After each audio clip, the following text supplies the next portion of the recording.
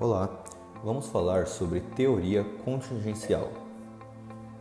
A teoria contingencial surgiu no ano de 1970. Para desenvolvê-la, foi necessária a realização de várias pesquisas sobre que modelos de estrutura organizacional são mais eficazes. Daí o nome contingência, pois as pesquisas foram contingentes ao procurar compreender e dar explicação de como as empresas funcionam de acordo com diferentes situações que acompanham o ambiente e o contexto no qual as empresas estão inseridas. Então, o que é a teoria contingencial? A teoria contingencial nada mais é do que uma teoria comportamental que defende a inexistência de uma única maneira ideal de projetar estruturas organizacionais. De acordo com esta ideia, o melhor método para administrar uma empresa depende da situação interna e externa, já que tudo é relativo e está em constante mudança. Ela também foca na tecnologia como um alicerce, que influencia os resultados da empresa. Portanto, pressupõe que a empresa deve ser ajustada e adaptada ao ambiente e à tecnologia, da mesma forma que os seus processos regulamentadores, como meio de se manter ativa e eficiente. Empresas que aplicam a teoria da contingência respondem às causas dos problemas individuais. Elas procuram entender todas as influências que levam à dificuldade, como por exemplo, em uma empresa, a redução da produção pode parecer à primeira vista o resultado de negligência dos funcionários. Porém, a partir do momento que é realizada uma análise mais profunda, a mesma pode revelar que a iluminação fraca e a climatização insuficiente estão causando sonolência entre os funcionários. Vale ressaltar que existem pontos negativos na aplicação dessa teoria, como por exemplo, o foco na resolução de problemas atuais e esquecimento de problemas de longo prazo.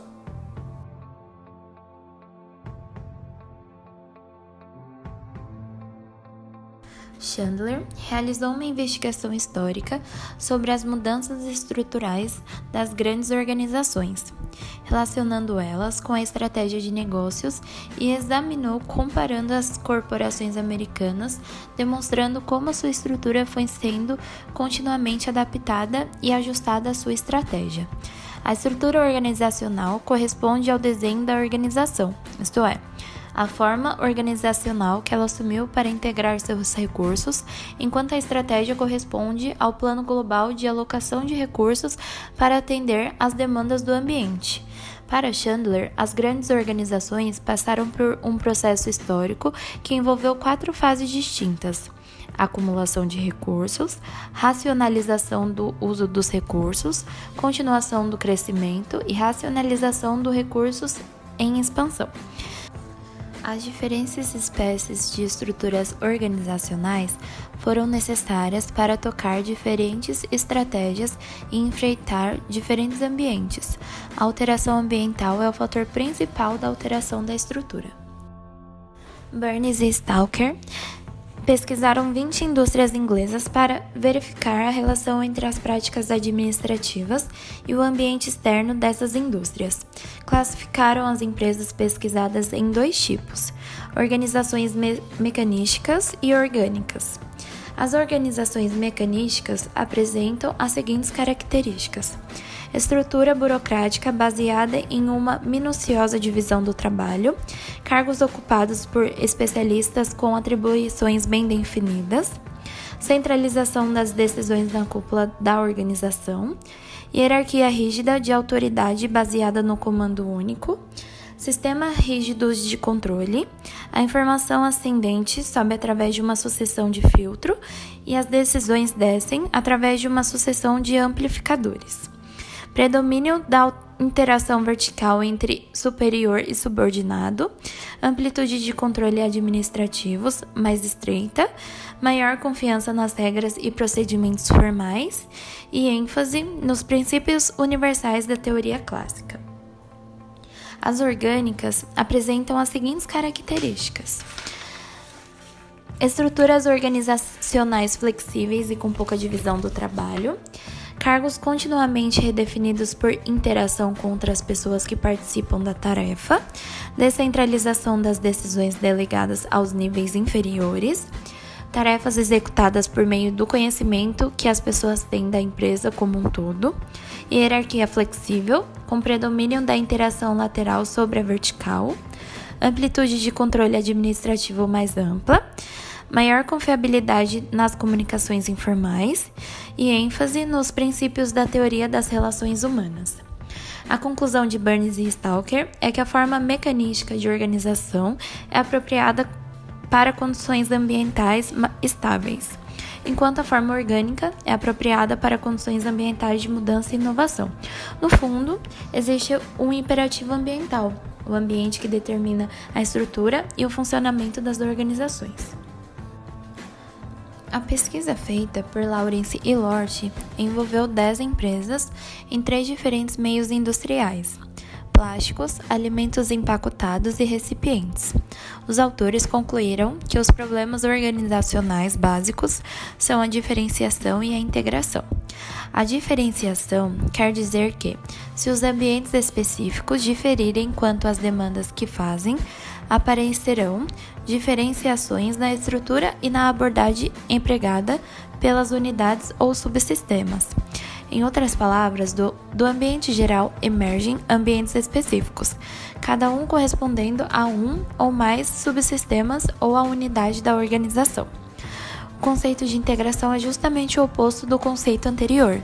Integração refere-se ao processo gerado por pressões vindas do ambiente global da organização, no sentido de alcançar unidades de esforços e coordenação entre vários órgãos ou subsistemas. Joan Woodward fez uma pesquisa para saber se os princípios de administração propostos pelas teorias administrativas se correlacionavam com o êxito do negócio.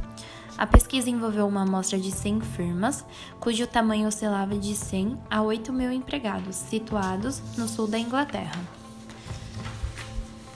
As firmas foram classificadas em 3 grupos de tecnologia de produção: produção unitária ou oficina, onde a produção é feita por unidades ou pequenas quantidades, cada produto a seu tempo sendo modificado à medida que é feito. Produção em massa ou mecanizada, onde a produção é feita em grande quantidade. Produção em processo ou automatizada, onde a produção em processamento contínuo, em que um ou poucos operários motorizam um processo total ou parcialmente automático de produção.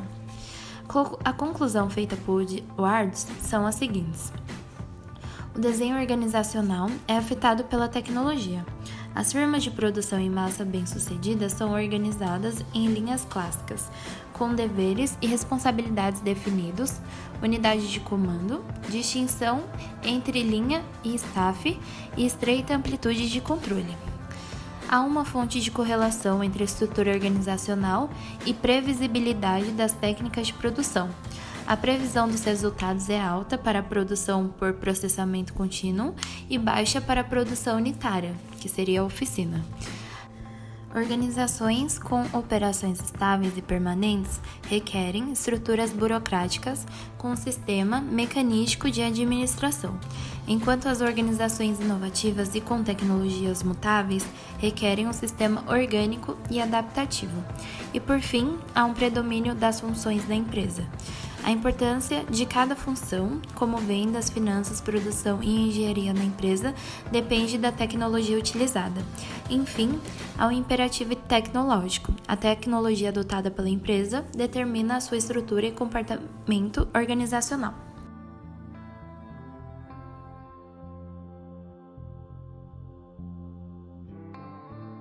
É perspectível a utilização da teoria contingencial para a estruturação de grande parte das empresas atuais, pelo fato de que o mercado ele exige uma maior compreensão e interação com o meio, no intuito de melhor administrar sua empresa.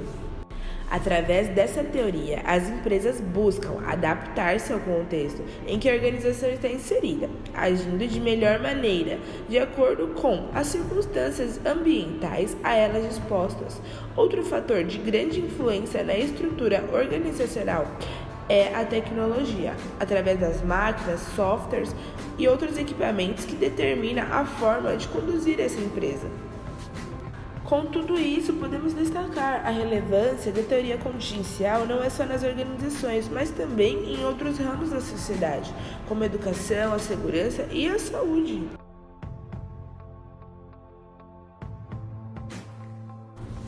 Um exemplo de empresa que criou um plano de contingência é a Bradesco Saúde. Durante a pandemia, a empresa criou um plano de contingência para empresas. A finalidade deste plano é transmitir aos colaboradores e empregadores informações sobre os riscos relacionados à exposição do coronavírus, capacitando-os a respeito das medidas preventivas necessárias ao ambiente de trabalho.